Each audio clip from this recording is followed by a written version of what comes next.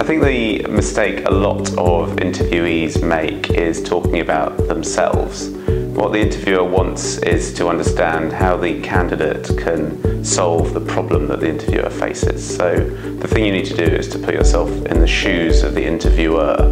What is it that role you're applying for? What problem is that role trying to solve for the interviewer?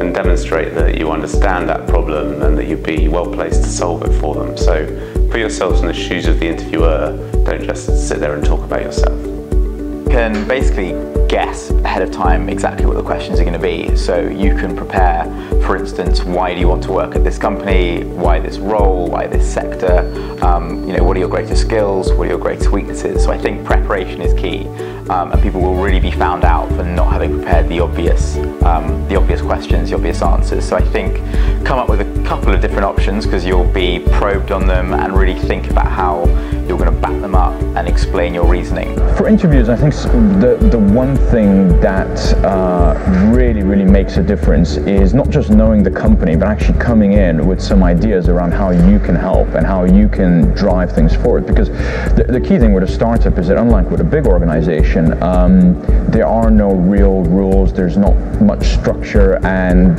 things are very fluid. So if you can come in and say, hey, here's a great idea that I have for what I could do and how I could help drive your business forward, that will be a lot more impressive to me than actually I was at a certain club in university. And I think that will differentiate you from other candidates.